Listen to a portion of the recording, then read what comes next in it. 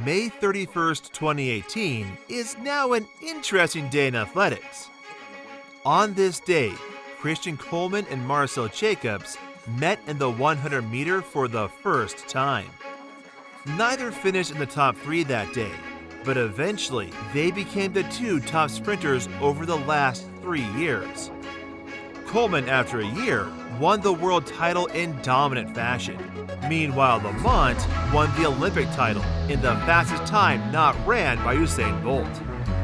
Despite his win being as impressive as you can get from someone not named Usain Bolt, the fact that Coleman was not present puts his reign as a true top sprinter in doubt, which makes for a very interesting 2022 season. The two have met over the 100-meter distance 3 times, with the last meeting being at the semifinals of the 2019 World Championships, where Coleman won and Jacobs finished 7th. Blanket finish for the rest of them. Wow, very, very tight. Only crossing the line ahead of Sun Bingqian. Keep in mind that at this point, the Italian had only just fully transitioned to the sprints, and his personal best was 10.03 seconds.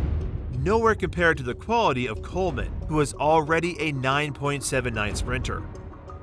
Lamont is now 0.04 seconds outside the best time of Coleman, pointing his insane growth as a sprinter in the last year. And one might even imagine what growth may occur in the years to come.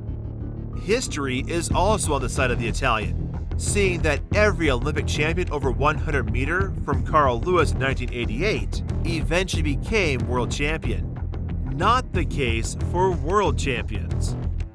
Athletes such as Johan Blake, Tyson Gay, and Kim Collins captured the world title, but never had such success at the Olympic level. Despite all that, the fact that Coleman has been out for over a year might mean we will see a more dangerous version once he hits the ground running. And there will be 2 things to look out for that could indicate he will remain world champion. The first is the 60-meter world record.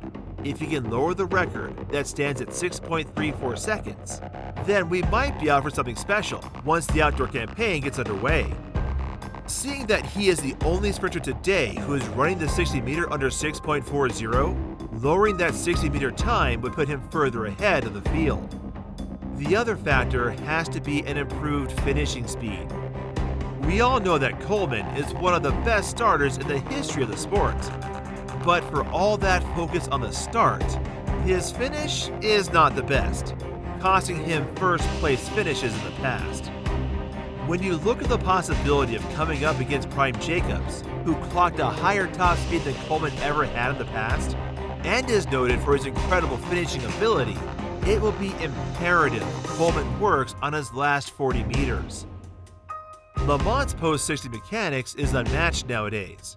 When everybody's knees are down, his are coming up, and at no point is he tense, which, as Usain Bolt in 2008 and 2009 proved, that is the scariest type of sprinter you can possibly face.